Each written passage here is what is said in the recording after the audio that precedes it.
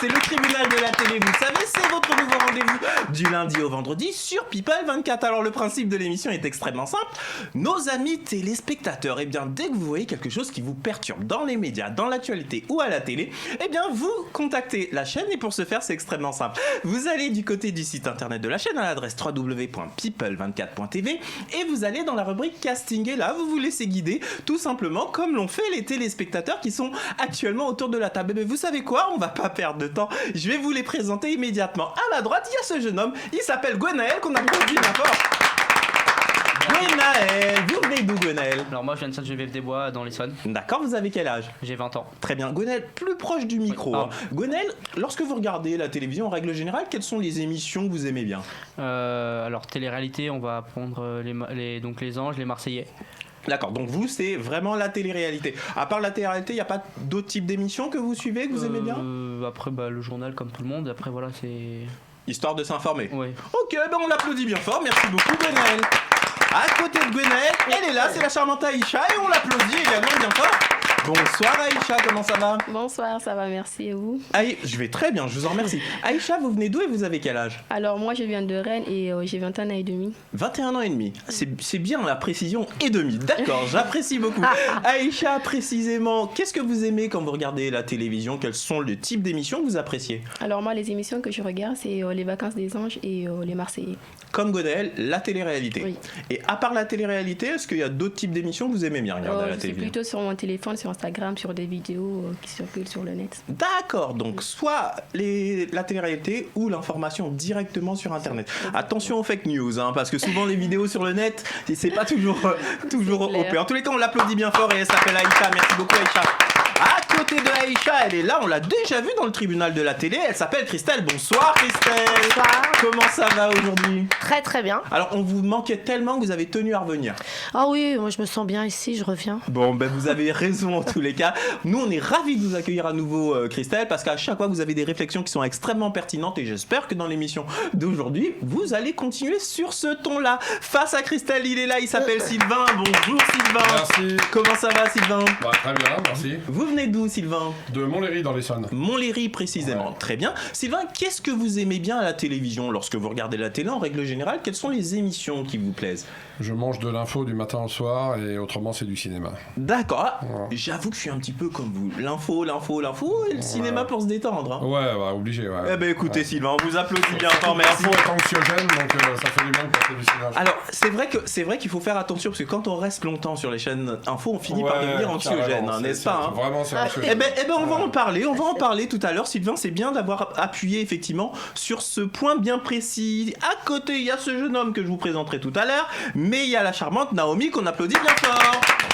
Naomi, vous venez d'où précisément? Alors, je viens de Perpignan. Et vous je suis ravie d'être ici. Eh ben nous on est ravis de vous accueillir également. Par contre je vais vous demander votre âge comme pour tous les autres J'ai invités. 22 ans. 22 ans, très bien. Naomi, vous quand vous regardez les émissions à la télé, quelles sont les émissions que vous aimez bien en règle générale? Alors moi, ce que j'adore, c'est l'île de la Tentation, la Villa des Cœurs Brisés, les Marseillais, les Anges. Bon, je l'ai compris, aujourd'hui, la moitié du public est à fond dans la télé-réalité. Mais je me vois aussi dans des émissions comme pour faire des aventures en Afrique ou au Yémen pour aider aussi toutes les D'accord. personnes. Alors oui, attention, il faut le préciser pour nos amis téléspectateurs, c'est que ces 3 personnes qui sont là, qui sont fans de télé-réalité, en réalité sont de futurs candidats des émissions de télé-réalité et vous allez avoir votre mot à dire. Je vous expliquerai tout ça dans quelques instants. Et que serait le tribunal de la télé sans lui? Il est là, mon acolyte Vincent Bonsangui, qu'on applaudit bien fort.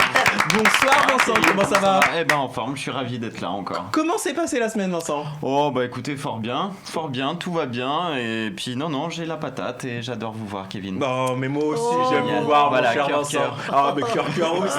Vincent, dites-moi, aujourd'hui, vous avez vu le sommaire, il y a plein de sujets, on va parler vraiment de beaucoup de choses. Vous voulez nous sensibiliser sur un certain nombre de choses aujourd'hui? Bien sûr, sur les dérapages des gilets jaunes, mais pas que, sur la bonne humeur aussi qui s'est passée de temps en temps pendant la manifestation des gilets jaunes. Mais écoutez, on va parler de tout ça, c'est votre rendez-vous, c'est le tribunal de la télé. Tout de suite, on regarde le sommaire et on attaque l'émission, c'est parti.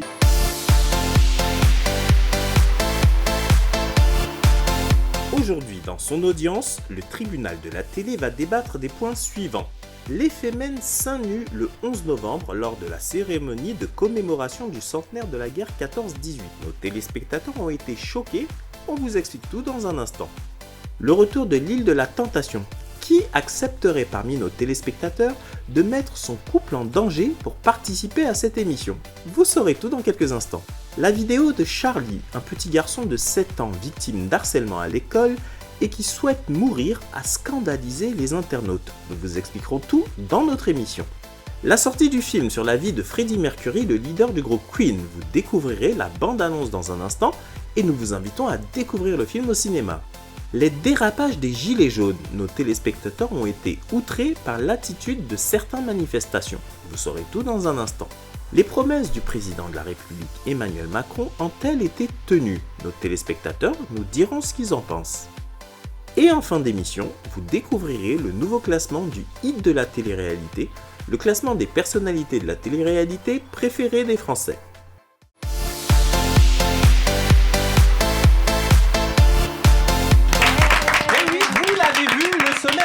Extrêmement chargé aujourd'hui et on va parler de beaucoup de choses. Donc on va pas perdre de temps immédiatement. On va poser la question à notre amie. Tiens, Christelle. Christelle, de quoi vous aimeriez nous parler aujourd'hui?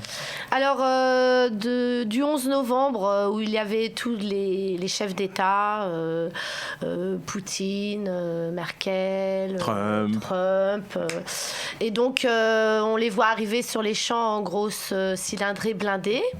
Et d'un seul coup, on s'y attend pas. On voit 3 fémènes qui débarquent seins nus avec leur slogan et à côté on entend les gens qui rigolent, donc c'est vrai que c'était inattendu et c'est ce qu'elles veulent d'ailleurs. Alors moi je vous propose une chose, Christelle, on va tout simplement regarder les images pour nos téléspectateurs qui n'auraient pas vu cette séquence et on en parle juste après.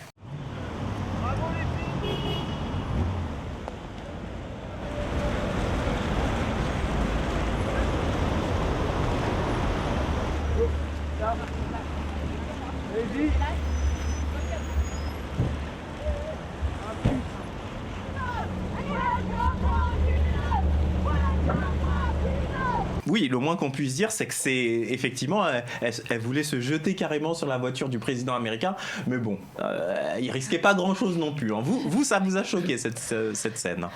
C'est choquant dans le sens où ça met un peu de légèreté dans tout cette cérémonie et où on croit que la sécurité est optimum.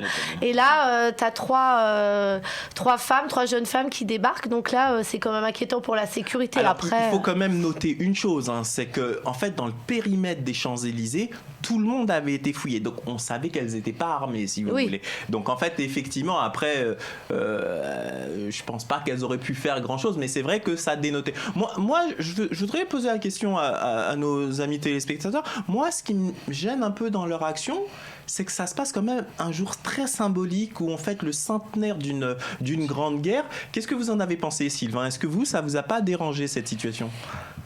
Je pense que leur mouvement est construit autour de la provoque. Donc on peut être choqué par tout un tas de choses, où on les interdit, où on est dans un pays où on a le droit de s'exprimer. Bon, moi aussi je ferais partie tout comme vous des gens qui voient ça d'un œil assez circonspect. Maintenant, voilà, on a le droit de s'exprimer et elles sont dans leur rôle de faire ce qu'elles ont fait. Moi, je pense qu'elles ont été audacieuses et courageuses de le faire parce que rentrer dans un dispositif de sécurité, c'est chaud. Ah oui, surtout en ce moment. Et surtout quand on approche la voiture du président américain, on ne sait pas comment que les services secrets peuvent dégainer. Je pense que les mecs ont eu un coup de stress dans les berlines. Tout à fait. Et voilà, autrement, je sais même pas pourquoi elles faisaient ça, mais je vous rejoins sur le côté un peu choquant. Maintenant, c'est leur rôle de provoquer. Alors attention, les fémènes, elles font ce qu'elles veulent et après tout, elles ont fait avancer certaines causes. Moi, j'ai rien du tout contre elles, mais c'est vrai que le 11 novembre, on fête quand même le centenaire des morts. C'est quand même un gros symbole. Ce jour-là, je me dis qu'on peut quand même. Je vous pose la question, chers amis téléspectateurs. Je me dis quand même qu'on peut rester un peu dans le droit chemin. Vincent, et juste ensuite, je donnerai la parole à Naomi. C'est exactement ça. En fait, c'est le centième anniversaire. C'est une cause assez importante et en plus. J'avoue que moi j'ai un peu du mal de voir des femmes débarquer comme ça, les seins à l'air en mode bah je sais pas trop quoi dire. Je trouve que ça apporte pas beaucoup d'impact, mais maintenant c'est ma vision personnelle. Peut-être que pour d'autres, ils trouvent ça assez intéressant ce qu'elles font, mais je trouve qu'elles peuvent passer par d'autres liens ou par autre chose que de se montrer torse nu en plein milieu des champs. Pour moi, on dirait que c'est des gens qu'on lâche, qui viennent d'un zoo et qu'on a lâché en plein milieu des champs. Et Carrément. bah oui, non, pour moi, je suis pas très fan. D'accord. Bon, Naomi, qu'est-ce que vous avez pensé de cette intervention des Femen pendant le défilé du... Je les trouve très courageuses et je les soutiens aussi d'ailleurs. Après, ce qui m'a dérangée, c'est que oui, le 11 novembre, je trouve que c'est quand même un manque de respect. Ils auraient pu attendre un autre jour et aussi peut-être être moins vulgaires et moins agressives, peut-être qu'on les entendrait beaucoup mieux. Alors, c'est marrant ce que vous dites là, enfin marrant, façon de parler, ce que vous dites Naomi, parce que finalement on est dans une société où est-ce qu'il ne faut pas faire des clashs ? Est-ce qu'il ne faut pas faire des grands coups avec de grands éclats pour se faire entendre ? Qu'est-ce que vous en pensez, Aïcha ? Aussi, on vit Plus dans proche un du monde- micro, Aïcha, s'il vous plaît. Désolée, on vit dans un monde où il y a beaucoup de buzz, où il y a beaucoup de clash et tout, donc forcément. Mais moi, je suis totalement d'accord avec Vincent. C'est pas parce qu'ils veulent défendre une cause et tout qu'elles sont obligées de montrer leur sein à l'air et tout en disant à tout le monde que ouais, ils protestent ça et ça. Moi, je suis pas du tout fan. D'accord, mais est-ce que vous pensez pas, justement, je vais poser la question à Gwenaëlle, que si ces fameuses Femen ne montraient pas leur sein, est-ce qu'on s'intéresserait autant à elles, finalement ? Bah non, je pense pas. Moi, comme j'ai toujours dit, en France, et c'est malheureux de le dire comme ça, en France, quand on parle, on l'entend, on dit soi-disant qu'on l'entend, mais rien ne se passe. Malheureusement, il faut passer à l'action pour qu'on puisse nous entendre. D'accord. C'est malheureux en arriver là, mais c'est comme ça. D'accord. Beaucoup de gens partagent ce point de vue. La preuve, actuellement, il y a cette manifestation des Gilets jaunes dont nous allons parler dans un instant, puisque effectivement, c'est un sujet qu'on va mettre au débat aujourd'hui. En tous les cas, merci beaucoup, Christelle, d'avoir mis ce sujet sur la table. Immédiatement, on passe un petit jingle et on passe au sujet suivant. Vous êtes bien dans le tribunal de la télé.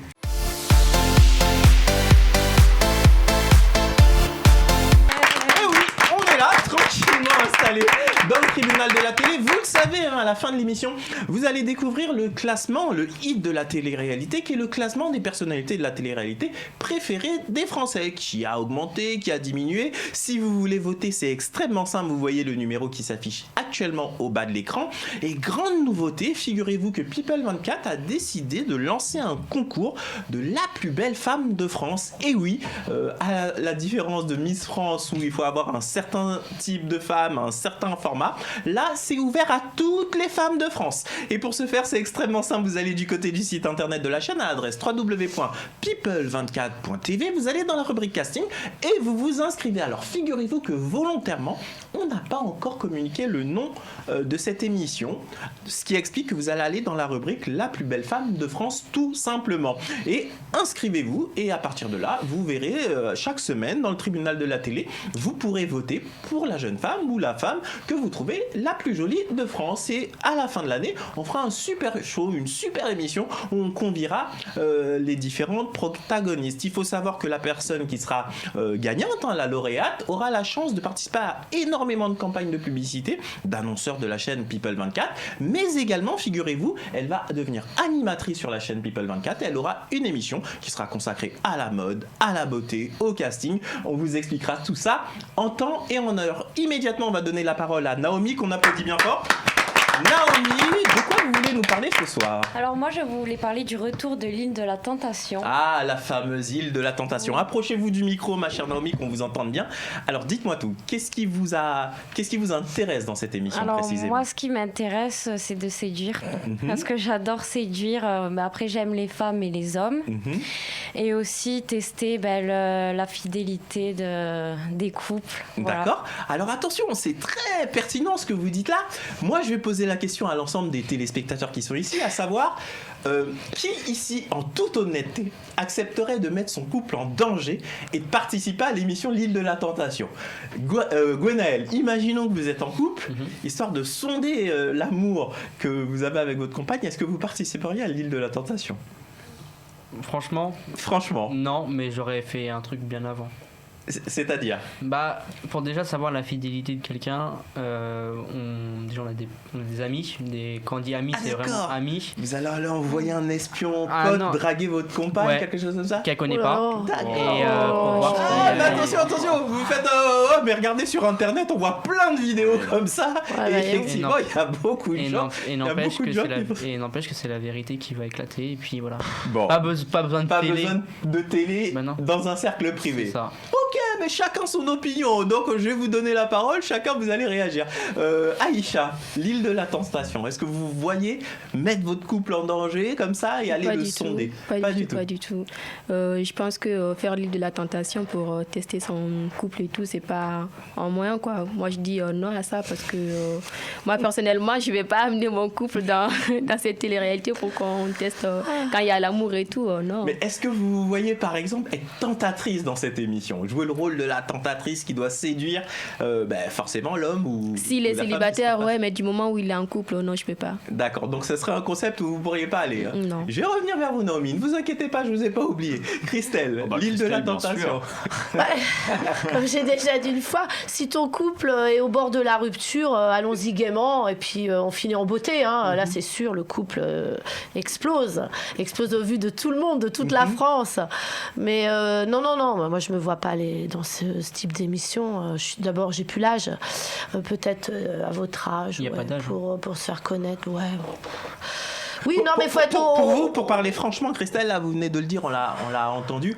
Pour vous, les gens qui vont finalement dans ce type d'émission, c'est avant tout pour se faire connaître. Bien sûr. Donc pour vous, c'est que des pseudo-couples qui sont dedans? Non, peut-être pas, mais je pense qu'en règle générale, ils se mettent d'accord avant d'y aller. Écoute, ça risque de pas tenir, et puis voilà, chacun de son côté après, et puis au moins on sera connus. Tu feras ta vie de ton côté, moi de la mienne, et puis voilà. Et puis l'argent rentrera. Bon, c'est le point de vue de Christelle, on l'entend. Sylvain, vous pensez quoi de cette émission et de ce concept de l'île de la tentation? Moi, je dis que si j'ai une infime chance de pécho Naomi, même s'il faut y aller à la nage ou en marchant sur les mains, je peux vous assurer que je vais m'entraîner et j'y arriverai. En tous les cas, le message est passé. Vous voyez, Naomi, vous avez déjà un admirateur dans le sens. C'est fait. Vincent, l'île de la tentation.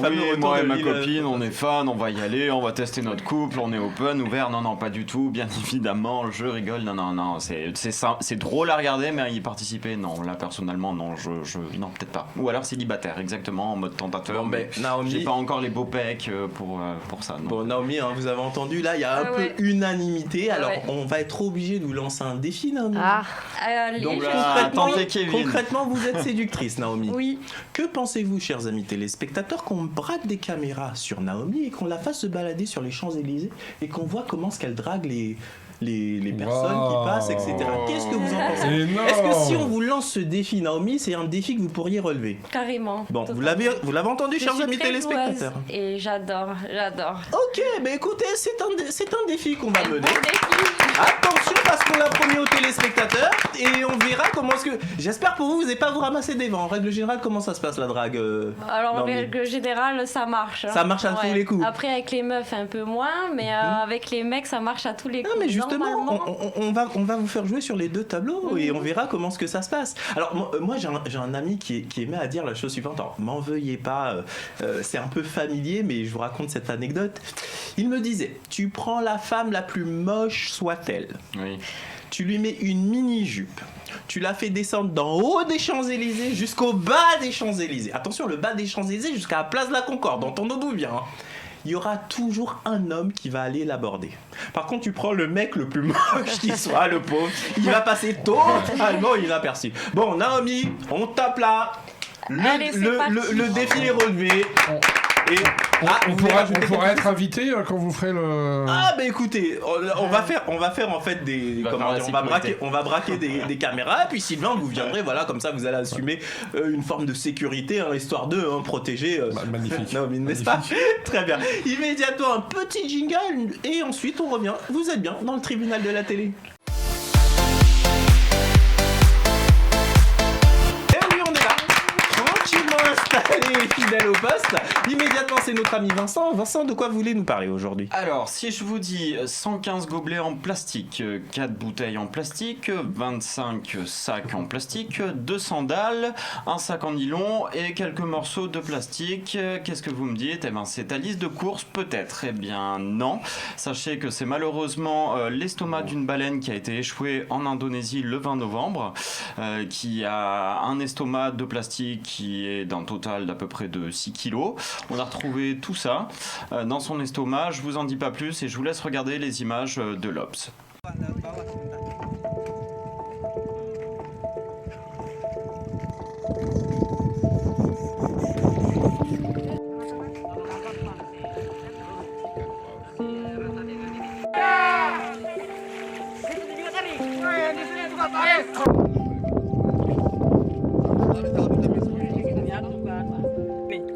Botol, gelas-gelas, penutup galon.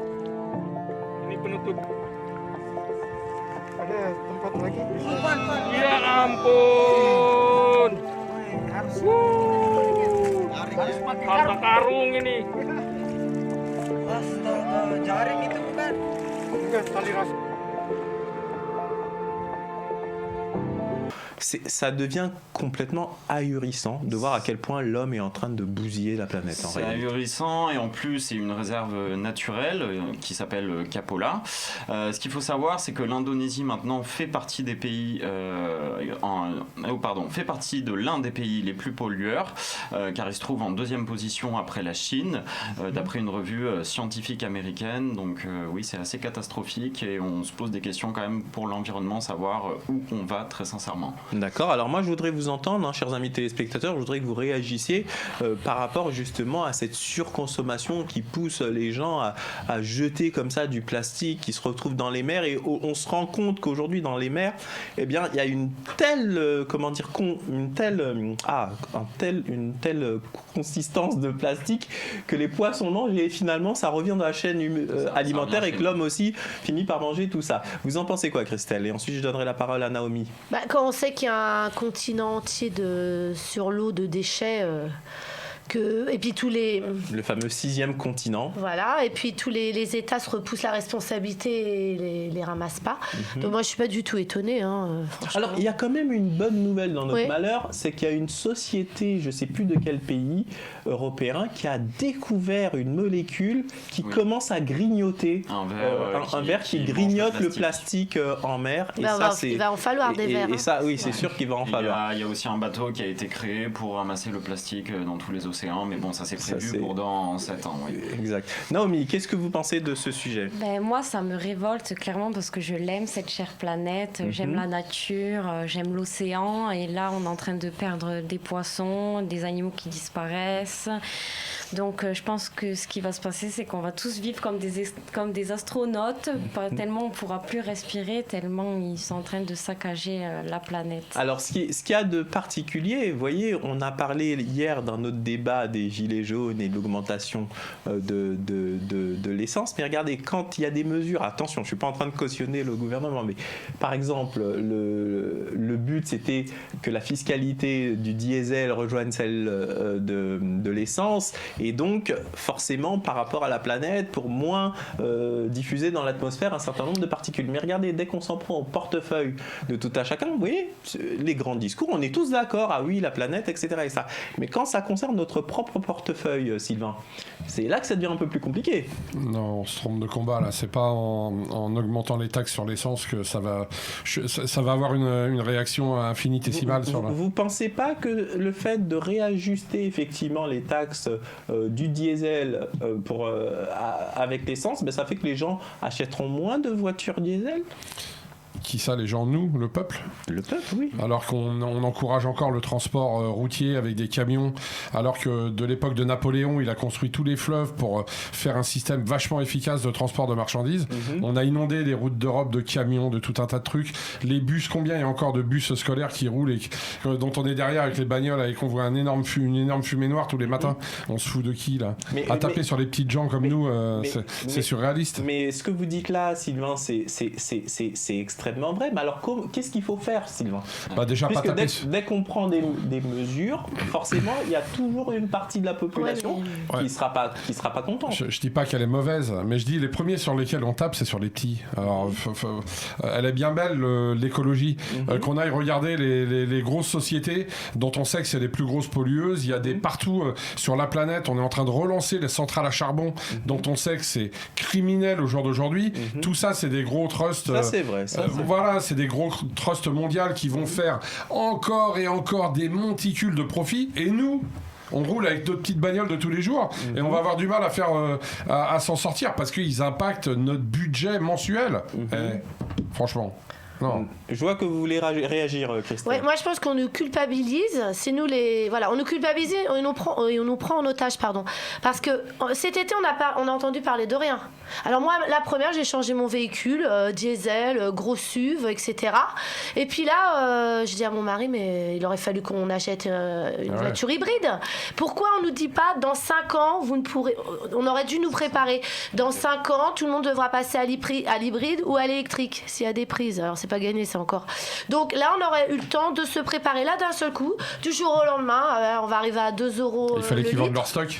Ouais, mais alors voilà, on nous culpabilise. Alors voilà, c'est pas normal. Alors justement, sur ce que vous dites là, Christelle, je voudrais que Vincent vous réagisse. C'est intéressant, c'est exactement ce que tu dis en fait. C'est-à-dire que l'État a fait vite, on nous a pas laissé le temps de changer tout ça.